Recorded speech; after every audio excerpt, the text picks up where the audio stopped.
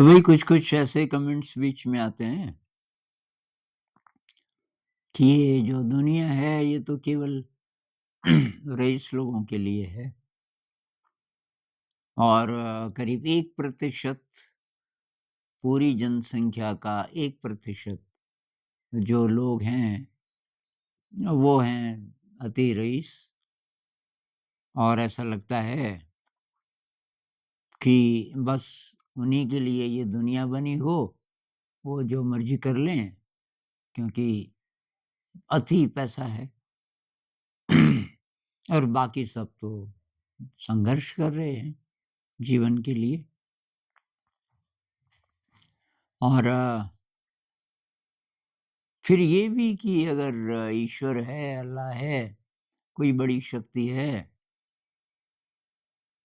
तो वो कैसी बड़ी शक्ति है जो ये होने दे रही है? अब ये सोचते-सोचते बहुत लोग बहुत डिस्टर्ब्ड हो जाते हैं, आंदोलनकारी बन जाते हैं। हाँ, कुछ-कुछ लोगों का ये मिशन बन जाता है कि ये जो रईस लोग हैं और समृद्ध लोग हैं, सत्ताधारी हैं, ये नहीं होने चाहिए और ये नहीं होंगे तब बराबरी होगी। या रिसोर्सेज़ सबके पास बराबर होंगे, जो कम्युनिज़्म कम्युनिज़्म के पीछे यही सोच है ना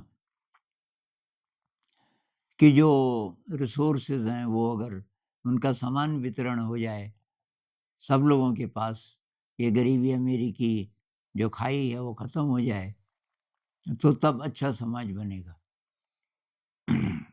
यहाँ एक इम्प्लीकेशन ये है कि जो लोग धनी हैं या अति धनी हैं, तो उसी अनुपात में सुखी भी होंगे, उसी अनुपात में संतुष्ट भी होंगे ज़िंदगी से। भई अंत में वैल्यू किस चीज़ की है? पैसे की या खुशी की?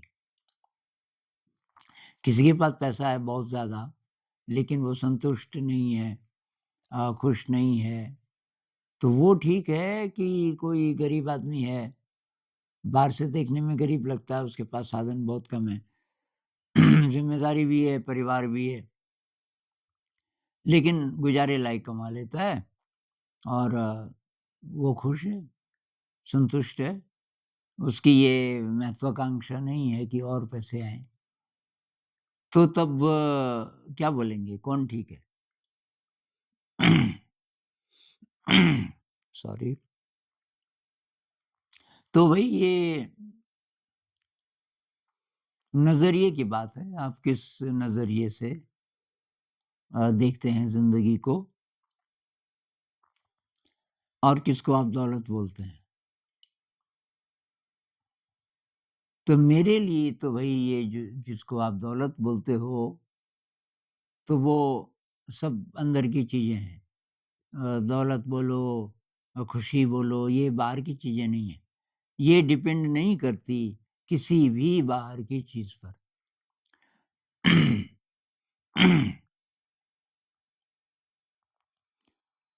तो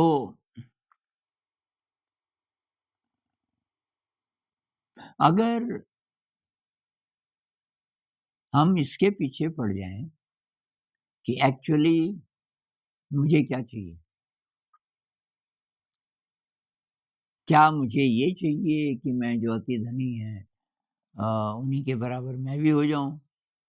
मेरे पास भी ये फाइनेंशियल फ्रीडम हो जाए, मैं जो मर्ज़ी खरीदूँ, जैसी कार खरीदूँ, आज ये कार, कल दूसरी कार और घूमने कहीं भी जा सकूँ इत्यादि। या कि मैं खुशी के एक्सपीरियंस को चाहता हूँ कि भई मैं खुश होना चाहता हूँ और तब धीरे-धीरे एक्सप्लोर करोगे तो मैं क्रिएटिव होना चाहता हूँ, मैं कंपैशनेट होना चाहता हूँ, मैं चाहता हूँ मेरे अंदर बहुत सेवा भाव हो क्योंकि दूसरों के चेहरे पर जब खुशी आती है हमारे कारण, तो उससे बहुत ज़्यादा मन खुश हो जाता है। तो इसलिए सेवा भाव तो ये सारी जो क्वालिटीज़ हैं संत लोग बोलते हैं उसके पीछे, उन क्वालिटीज़ के पीछे अगर मैं पड़ जाऊँ, तब क्या वैल्यू है?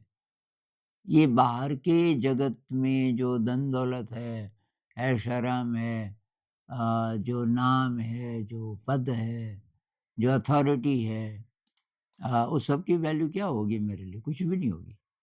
और ज़्यादा से ज़्यादा लोग ऐसे हो जाएँगे, तो तब क्या होगा? तब एक्चुअली अ, अच्छा समाज बनेगा। तो अब ये बात कैसे समझ आएगी आपको? जो लोग बाहर की चीज़ों के कारण ये इक्वेशंस देखते रहते हैं कि भई अ, क्या होना चाहिए?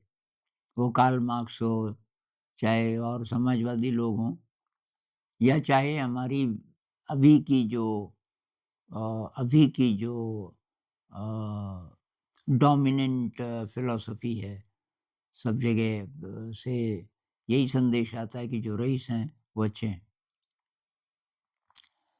अब उनसे अगर आप दोस्ती करो और ज़रा गहराई से पूछो, भाई साहब खुश हो? तो शायद वो बोलें कि नहीं, खुश तो नहीं हैं।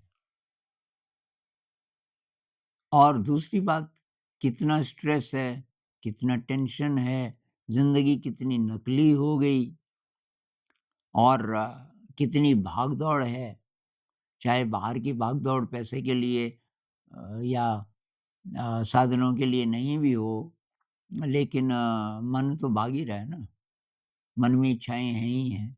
जब तक मन में तृष्णा है, जब तक आपको ज़िंदगी में गरीबी नज़र आती है, अब चाहे आप कितने बड़े बिलियनेयर हों, लेकिन आपको अभी वो पूरा लगता नहीं, अभी भी वही संघर्ष कर ही रहे हैं।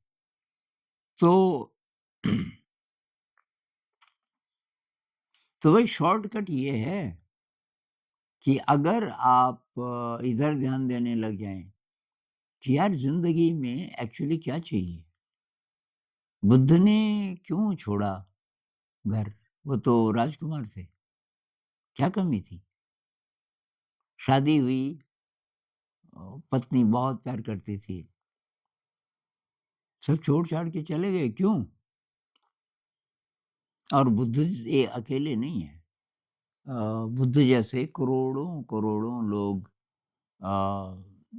इतिहास में हुए हैं और अभी वर्तमान समय में अगर 8 अरब के करीब लोग हैं, जनसंख्या कितनी होगी पता नहीं, और उनमें से मान लीजिए कि 3 अरब के करीब जवान हैं, जिनकी उम्र 17-18 साल से लेके 35-40 साल के बीच है। तो उनमें से करोड़ों अभी भी हैं, जो कि जिनको इस बात समझ आ गई कि एक्चुअली क्या है, और वो धन-दौलत के पीछे नहीं है। अब करोड़ों नहीं तो लाखों तो होंगे ही होंगे, पक्की बात है।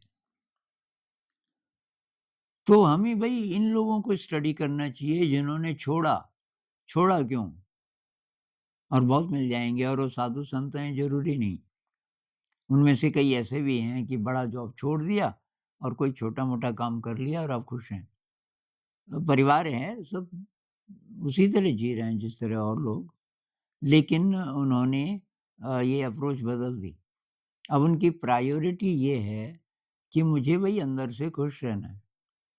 खुश रहना है, और मेरे जो शौक हैं क्रिएटिव वाले, मुझे म्यूज़िक सीखना है, और ये चीज़ें करनी हैं जिससे कि अ, आत्मा उज्ज्वल होती है एक तरीके से, जिससे कि मुझे लगता है कि मैं सही इंसान हूँ, मैं खुश हूँ।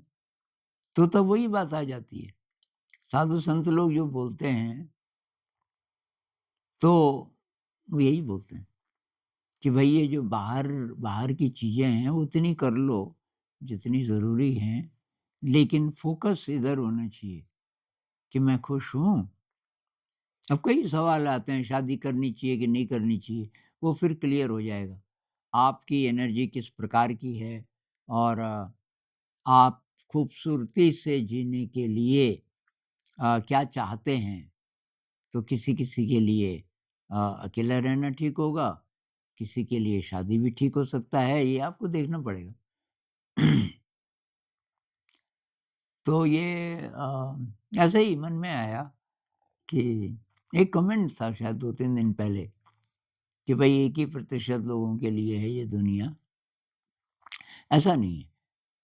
लेकिन फिर दूसरी बात कि कुछ लोग बहुत ज़्यादा डिप्राइव्ड हैं, तो भई उनकी तरफ हम ध्यान दें, जितना-जितना कर सकते हैं। हमारे आस-पास जो डिप्राइव्ड हैं, क्या उनके लिए कुछ कर सकते हैं? एक बात ये भी कि मनुष्य जाति इवोल्यूशन के दौर में अभी इस जगह है। कोई बड़ा विज़न लेके चलना चाहिए। अभी-अभी मत देखो क्या हो रहा है। जैसे मान लीजिए मुझे आप 4 महीने पहले मिलते हैं पहली बार। आप आए थे मिलने, बातचीत करने, कुछ इम्प्रेस हो गए कुछ वीडियोज़ को देख के और यहाँ मेरी हालत ये थी कि मैं ना बोल पा रहा था। मुझे सपोर्ट दे के बिठाते थे और मुझे बाहर जाना हो, तो ये बोलते थे कि सर जी धूप में जाना है, तो बीच में 2 सीढ़ियाँ हैं और तब जाके वो बाहर की छत आती है, तो सीढ़ी मैं नहीं टप सकता था, मुझे उठा के ले जाना पड़ता था। साहब तो बोलते थे, "अरे! ये कैसा आदमी है? कैसे जीता होगा? ये तो उठ नहीं सकता।" आपने उसको परमानेंट मान लिया। आपने उसको इस तरह नहीं देखा कि ये आदमी बीमार है, ठीक हो जाएगा, इलाज हो रहा है। ऐसे ही मनुष्य जाति भी है। मनुष्य जाति का बहुत छोटा इतिहास है। अब ये किताबों में कितना सच है, कितना सच नहीं है, पर कहते हैं कि सभ्यताएँ केवल 6000 साल पुरानी हैं। ये जो रिवर सिविलाइज़ेशंस जितनी भी है ना, 6 ही हज़ार साल पुरानी है।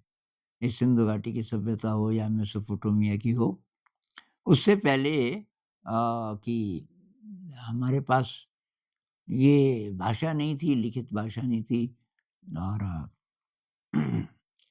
ये शहर नहीं थे, हम एक साथ ढंग से रहना नहीं जानते थे वगैरह-वगैरह।